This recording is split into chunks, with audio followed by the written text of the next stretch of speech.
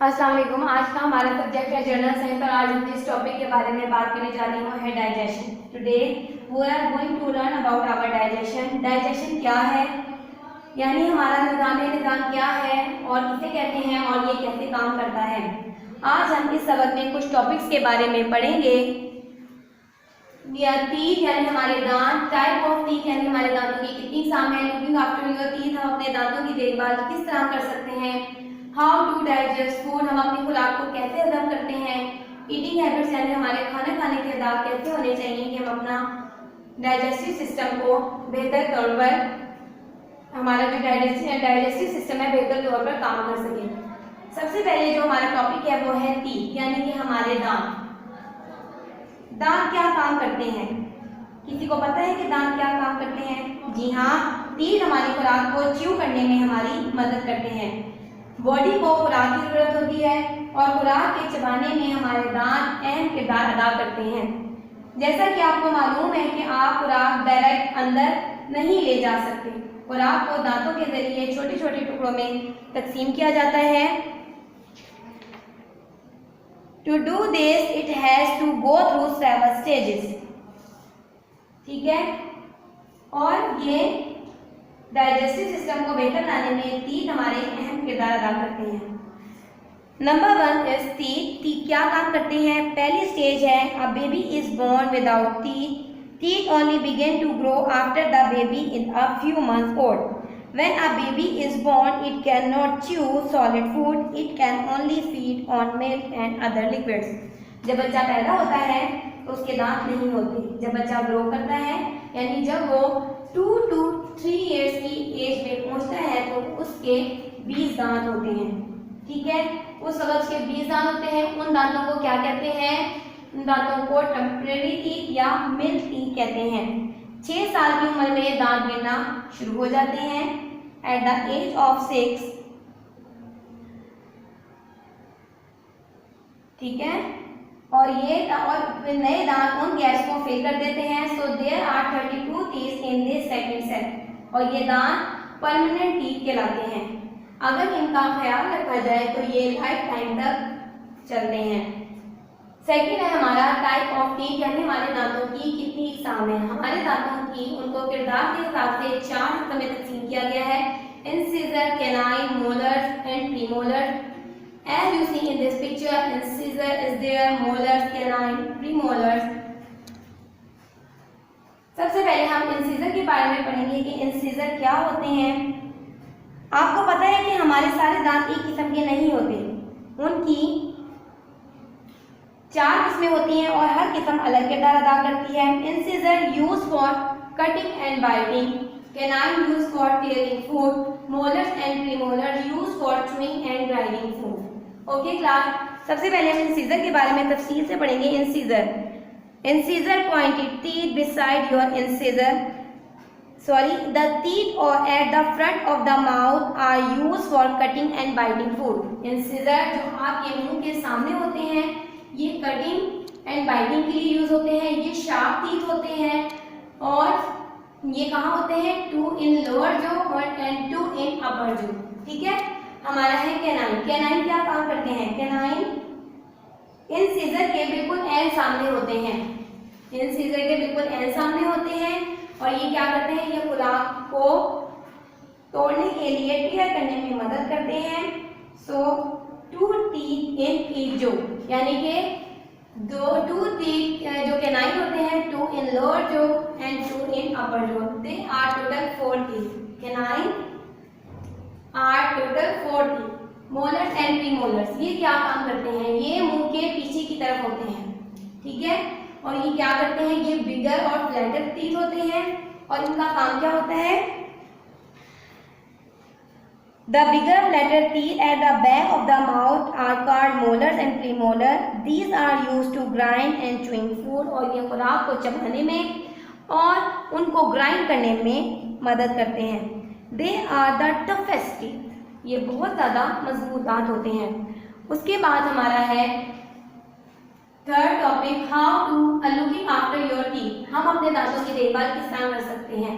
पहले हमने देखा हमारे दांत क्या किरदार अदा करते हैं, फिर हमने देखा कि हमारे दांतों की कितनी किस्म है। लेकिन अब इनका ख्याल रखना भी तो ज़रूरी है। तो हम देखते हैं कि how we looking after our teeth, हम अपने दांतों की देखभाल किस तरह कर सकते हैं। अगर आप अपने दांतों का ख्याल रखेंगे तो ये जल्द खराब नहीं होंगे। जब आप खाना खाते हैं तो खुराक आपके दांतों में स्टक हो जाती है। इन बिल्स को क्लियर करने में आपको किस चीज़ की ज़रूरत पड़ती है? टूथब्रश की ज़रूरत पड़ती है, ठीक है। And water, some people use a neem twig or tooth powder. Sometimes the teeth get covered with a thin sticky layer of germ. This is called plaque. क्या होता है? बार बार जर्म्स की एक लेयर आपके दांतों पर चिपक जाती है, इसको प्लैक कहते हैं। प्लैक क्या है? What is plaque? दांतों पर जमकर मसूड़ों की बीमारी पैदा करने वाले जरासीम। These germs are too small and they cannot be seen by human eye. It can only be seen by a microscope. ठीक है क्लास? अच्छा, sugar and plaque together form an acid and acid can make small hole in the enamel. enamel क्या है? enamel आपके teeth की first layer होती है जो कि आपके दांतों को खराब करती है, क्योंकि मैंने आपको बताया है कि जो दांतों पर जमकर एक येलोइश कलर की एक आपके ऊपर टाट सा चिपक जाता है, वो मसूड़ों की बीमारी पैदा करता है। और एनेमल जो आपके टीथ की फर्स्ट लेयर होता है उसको ख़राब कर देता है और फिर वो सेकंड लेयर में एंटर हो जाता है। और सेकंड लेयर में एंटर होने के बाद क्या होता है? दांत गलना सड़ना शुरू हो जाते हैं। This can cause pain. The only way to stop decay is to visit a dentist. A dentist will fill the hole with fillings. ठीक है। अब हमारा नेक्स्ट है हाउ टू डाइजेस्ट फूड। हम अपने खुराक को कैसे हजम करते हैं? ह्यूमन बॉडी डाइजेस्टिव सिस्टम के थ्रू हम इसको आज सीखेंगे कि हम अपनी खुराक को कैसे हजम करते हैं। खुराक हजम करने के लिए का अमल आपको पता है कि दांतों से शुरू होता है। इसकी जर्नी दांतों से शुरू होती है और दांत हमारी खुराक को च्यू करने में अहम किरदार अदा करते हैं और हमारे डाइजेस्टिव सिस्टम को भी दांत के जरिए ही स्टार्ट किया जाएगा। जिसम खुराक को हजम करने से पहले खुराक को तोड़ता है और नरम करता है। हमारे जिस्म को काम करने के लिए खुराक की जरूरत होती है। खुराक की ये जर्नी कैसे शुरू होती है? ओके, हम इस जर्नी के बारे में पढ़ते हैं। खुराक की ये जर्नी शुरू होती है थ्रू द माउथ, फिर ये आपके फूड पाइप में एंटर होती है। Then he goes to stomach and there he enter in the small intestine and the small intestine he went into the large intestine and then anus के थ्रू आपके जिस्म से आपकी जो खुराक होती है, जो अनडाइजेस्टिव फूड होता है, वो खारिज हो जाता है। सबसे पहले हम मुंह के बारे में पढ़ेंगे, क्योंकि खुराक की ये जर्नी हमारे मुंह से शुरू होती है और मुंह के अंदर हमारे तीत होते हैं। अब हम ये देखते हैं कि तीत हमारी खुराक को चबाने में या हजम करने में क्या किरदार अदा करते हैं। सबसे पहले हम पढ़ेंगे फूड। खुराक सबसे पहले मुंह के जरिए अंदर जाती है, वहाँ खुराक चबाई जाती है। दांत इसको छोटे छोटे टुकड़ों में तोड़ते और पीसते हैं और जुबान खुराक को थूक के साथ मिलाने में मदद करती है। सैलिवरी ग्लैंड्स जो कि मुंह के अंदर होते हैं, थूक को पैदा करते हैं। थूक खुराक को सॉफ्ट करता है। जब आप खुराक को अच्छी तरह से च्यू कर लेते हैं, जो आपकी टंग होती है खुराक को आपके थ्रोट से नीचे उतारने में मदद करती है। ठीक है। अब खुराक कहाँ जाती है? उसके बाद खुराक एक लंबे पाइप से गुजरती हुई आपके स्टमक में एंटर होती है और फूड पाइप को हम एसोफेगस भी कहते हैं। खुराक फूड पाइप से गुजरती हुई स्टमक में दाखिल होती है, जहाँ खुराक 3 से 4 घंटे 3 to 4 आवर्स तक रेस्ट करती है। देखा आपने, खुराक सबसे पहले दांतों के जरिए चबाई जाती है, फिर वो जबान उसको हलक से नीचे उतारने में मदद करते हैं, फिर खुराक फूड पाइप से ट्रैवल करती हुई स्टमक में एंटर होती है और वहाँ पर वो 3 to 4 आवर्स तक रेस्ट करती है। 3 to 4 आवर्स के बाद क्या होता है कि बहुत ज़्यादा एसिड और एंजाइम रिलीज होते हैं जो खुराक को तोड़ते हैं। अब हम बढ़ेंगे अपनी स्मॉल इंटेस्टाइन की तरफ, बिकॉज खुराक जो है स्टमक से स्मॉल इंटेस्टाइन में सबसे पहले एंटर होती है। जब खुराक को छोटे पार्टिकल्स में, जब खुराक के छोटे पार्टिकल्स स्मॉल इंटेस्टाइन में पहुंचते हैं तो बहुत ज़्यादा डाइजेस्टिव जूस लीवर और पैनक्राइस से खारिज होते हैं, जो खुराक को तोड़ने में मदद करते हैं। जो खुराक स्मॉल इंटेस्टाइन में एब्जॉर्ब नहीं होती वो क्या होती है, वो लार्ज इंटेस्टाइन में एंटर हो जाती है। ठीक है, लार्ज इंटेस्टाइन पानी और दूसरे पार्टिकल को एब्जॉर्ब कर लेते हैं और तब वेस्ट मटेरियल आपकी बॉडी से निकल जाता है। ठीक है, स्मॉल इंटेस्टाइन और लार्ज इंटेस्टाइन में क्या फर्क है? Small intestine is very long. Small intestine में और लार्ज इंटेस्टाइन में क्या डिफरेंट है? What is difference between small intestine and large intestine? Small intestine is very long और इसकी लंबाई 25 फीट होती है और लार्ज इंटेस्टाइन जो है सिर्फ 5 फीट लॉन्ग होती है और इसकी और ये लंबाई में छोटी होती है। ठीक है, अब हमने पढ़ना है ईटिंग हैबिट्स, यानी हमारा खाना खाने के आदाब।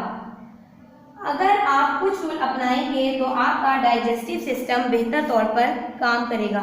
Follow this rule and you will find that your digestive system work well. Number 1, eat regularly and at fixed times. Number 2, go to the toilet every morning. Number 3, eat a balanced diet which include fresh green vegetables and drink plenty of water.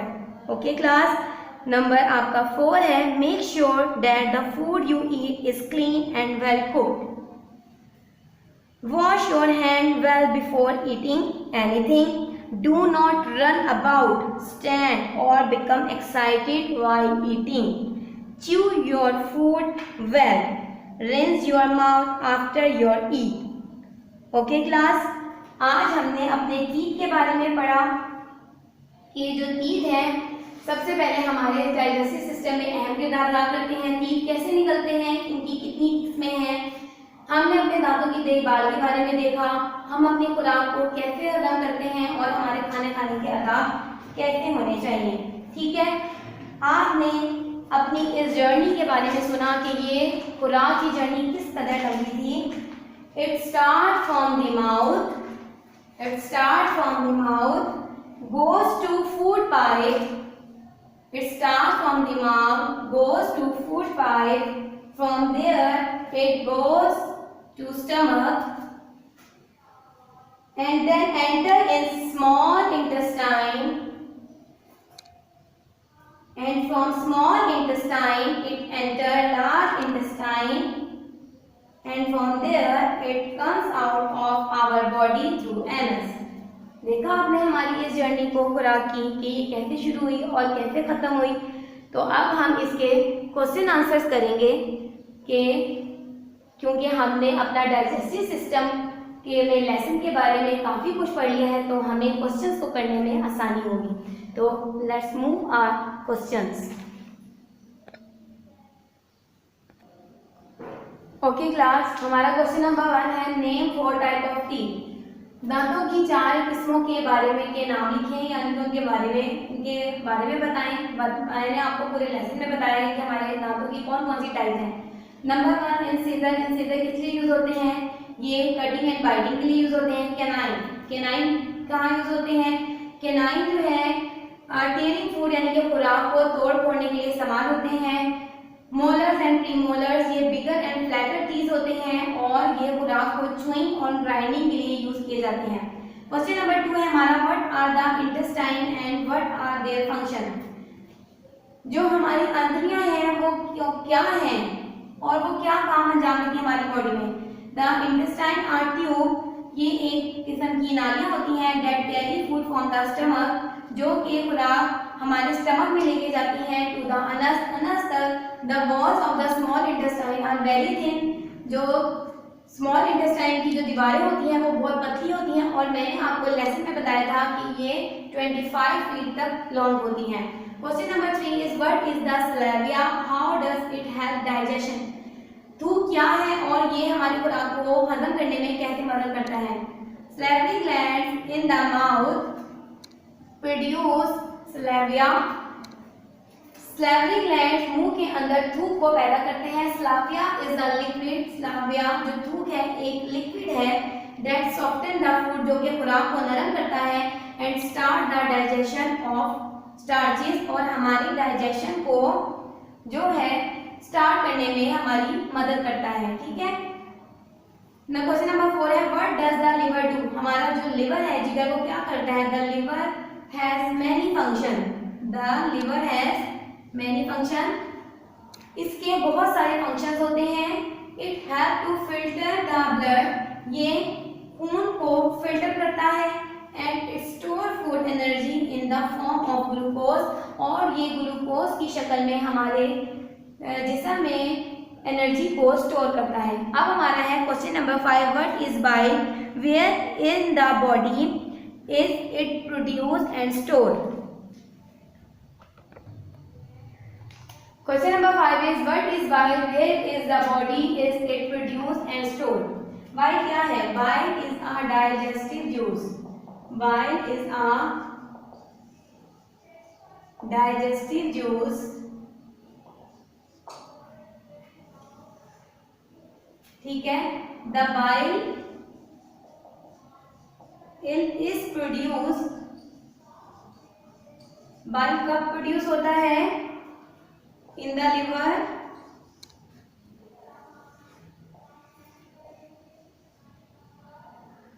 And store in the gall bladder.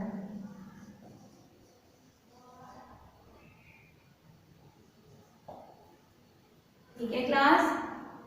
Bile is a digestive juice. ये एक digestive juice होता है. The bile is produce in the liver and store in the gall bladder. ये liver में पैदा होता है और गॉल ब्लैडर में महफूज होता है.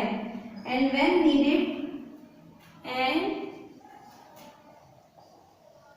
नीडेड और जब हमारे जिस्म को जरूरत होती है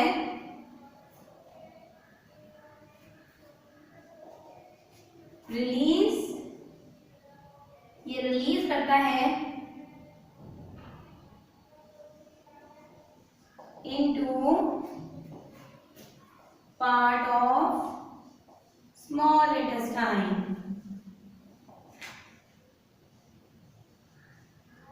okay class. The bile is produced in the liver and stored in the gallbladder and when needed released into part of small intestine. और इसको छोटे छोटे टुकड़ों में स्मॉल इंटेस्टाइन की तरफ इसको रिलीज कर देते हैं. आज हमने अपने इस चैप्टर में डाइजेशन में सवाल जवाब किए, लेसन को पढ़ा, फूड की जर्नी को पढ़ा कि ये कैसे हमारी जर्नी शुरू होती है और कहाँ पे ख़त्म होती है. हमने क्वेश्चन आंसर्स किए.